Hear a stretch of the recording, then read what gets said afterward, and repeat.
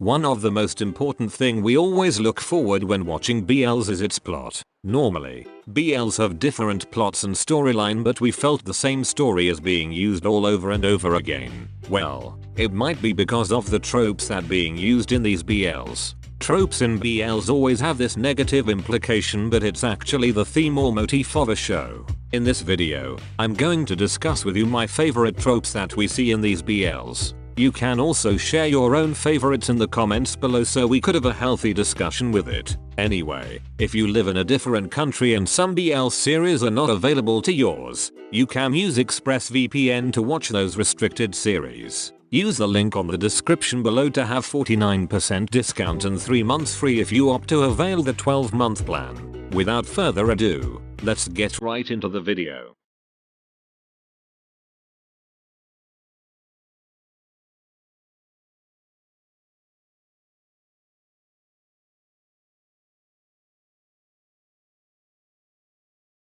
Since then, the concept of enemies to lovers has been one of my most favorites when it comes to dramas, most especially in BLs. This kind of concept is one of the most used not just in BLs but also in most dramas we have ever seen available today. To be fair, not every show that has this concept is my favorite. That is mainly due to some scenes that excessively show hatred or brutality to some characters. Although I love this type of trope in BLs, I want it to be seen in a way it's more of a romantic comedy. There are a lot of BL couples we have seen that started to be as enemies first and then they became lovers as the show progressed. Some examples for these are Taeno from I Told Sunset About You, It and Pai from My Gear and Your Gown, Pete and Cal from Dark Blow Kiss, Arthit and Kongfob from Sotus, and so much more. The reason why I really like this kind of trope or concept is that it made me so much curious on the development of both characters and how the tables were turned when they fall in love. The excitement is always getting me so hyped for the characters once they start to have feelings towards their enemies.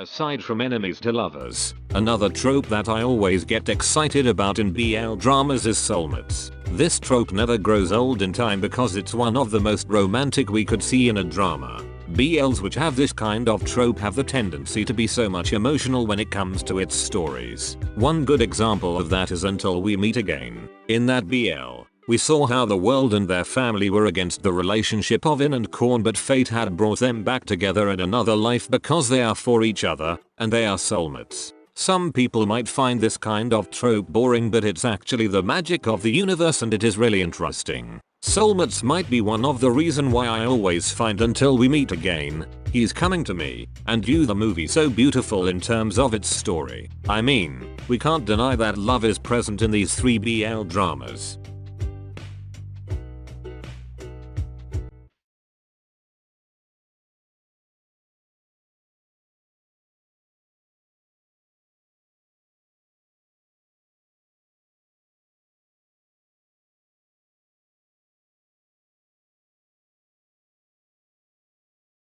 The next one is best friends to lovers. Well, if being enemies can end up being lovers in the end, why not best friends to lovers, right? I always love this kind of trope because I already experienced being a best friend, although it did not level up as lovers. Most BLs that has this trope always have a sad ending.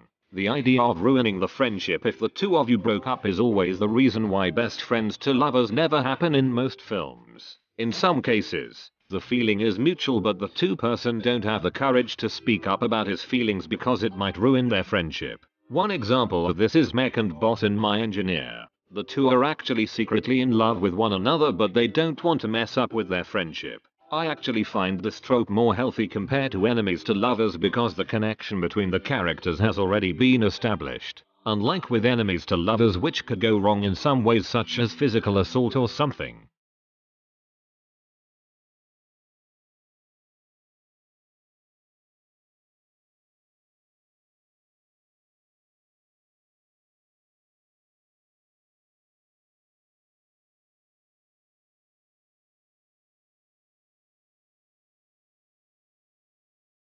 If there is a trope in BLs that I can relate with, that would be unrequited love or one-sided love. I don't know why I love and enjoy watching so much those BLs with this kind of trope. Probably because love is genuine although it's one-sided. The best example for this trope is theory of love. The downside of this trope is that a person can be taken advantage because of his own emotions, like what happened with Third. Although Kai did not have any idea that Third has feelings for him in the earlier part, it was not appropriate to use Third for his own good. It's not that I love seeing the main characters crying because their love is not reciprocated. These kinds of stories are more true to life because most of us experience this at some point. If there's a lesson that unrequited love stories could teach the people nowadays, that is to use not only our hearts when it comes to making decisions but also our minds. In that way, this trope could be seen as positive.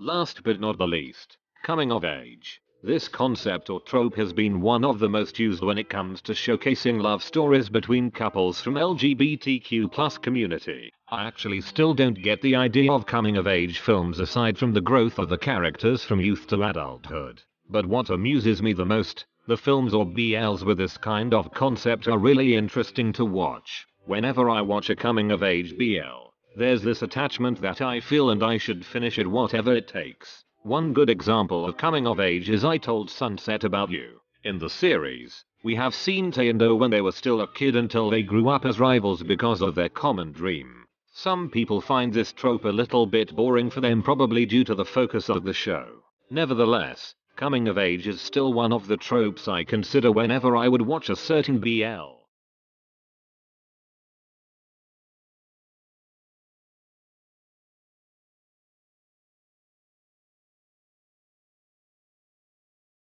Those 5 tropes are only my favorites and I know that there are still a lot to mention in this video. Let me know in the comments which tropes do you find the most interesting for you and why. Thank you for watching. That's it and see you on the next one.